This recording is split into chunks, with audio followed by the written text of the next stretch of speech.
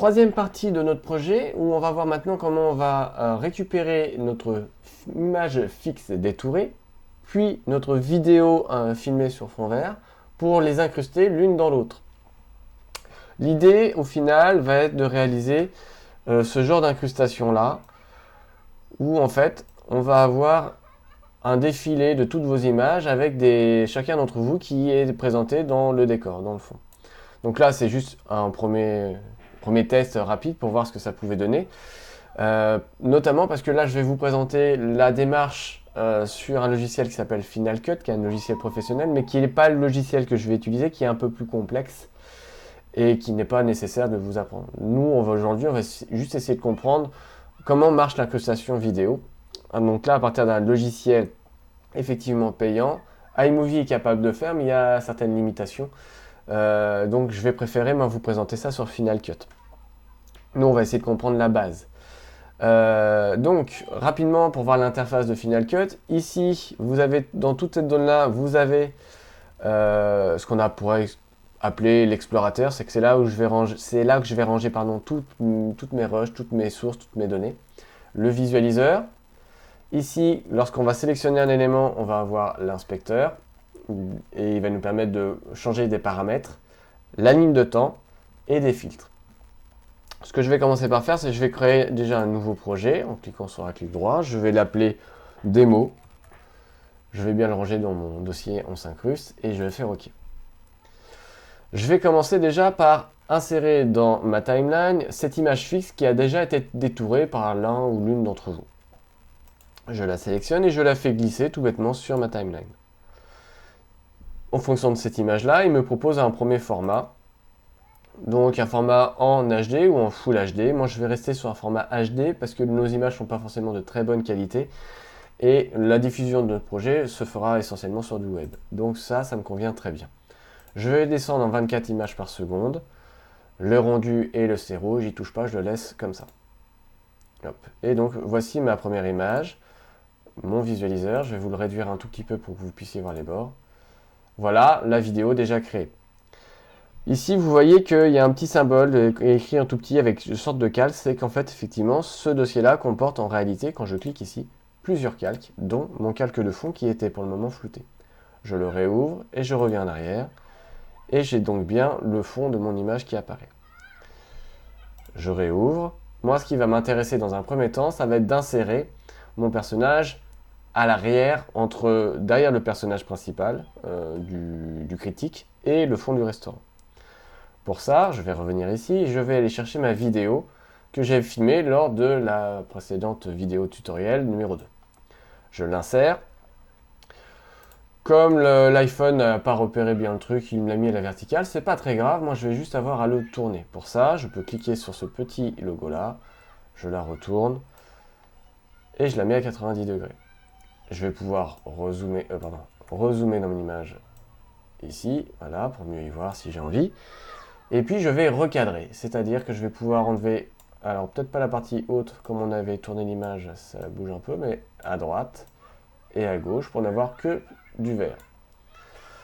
Et à partir de là déjà, j'ai plus que maintenant que le vert à enlever. Donc je vais utiliser un filtre qui est dans les incrustations, qui s'appelle incrustateur, qui marche par défaut, c'est-à-dire que dès qu'il voit du vert, il enlève la couleur verte.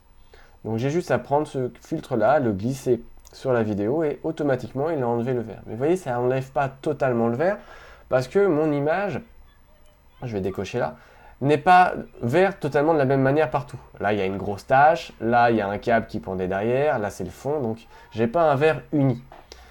C'est pas encore trop grave, l'idéal, ça aurait été d'avoir un vert uni.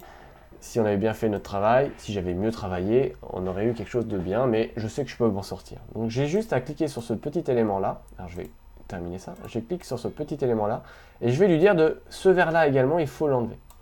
Et voilà, et là, j'ai quasiment tout de disparu. Je crois qu'il y a un moment, peut-être voilà, ici, par le moment d'image, je dois avoir une zone encore un peu plus à enlever. Je reclique là. Et là, j'ai nettoyé à peu près toute mon image comme j'en avais envie. Donc à partir de là, tout ce petit personnage-là, moi qui apparaît, etc., je vais pouvoir le glisser. Donc ce que je vais faire, c'est que je vais faire un raccourci clavier qui s'appelle commande X pour couper cette image-là, l'enregistrer en mémoire. Et je vais revenir l'insérer juste ici. Elle est revenue là. Et là, cette fois-ci, je vais la placer entre mes deux calques. Vous voyez? Alors là, on va pouvoir zoomer un peu plus. On va aller aux alentours de... On va se mettre en adapter même. Je vais adapter. Vous voyez, il y a le calque du personnage, du critique, mon calque que j'ai détouré sur fond vert et le calque de fond. À partir de là, vous voyez, je peux être placé derrière. Alors là, ce qui se passe, c'est que je suis placé juste derrière le critique, donc c'est pas très pratique. Mais moi, je vais pouvoir animer ma vidéo. Et notamment, je vais la déplacer, tout bêtement. C'est-à-dire que je vais aller chercher les points de fixation. Vous voyez, transformer la position de ma vidéo. Je vais lui dire maintenant, on va la décaler vers la gauche.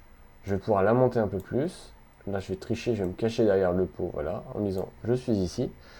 Et donc, je vais avoir ma vidéo. Je vais faire comme s'il était déjà là. Voilà, je prendrai le là, hop. J'enlève tout ce qui est avant qui est inutile.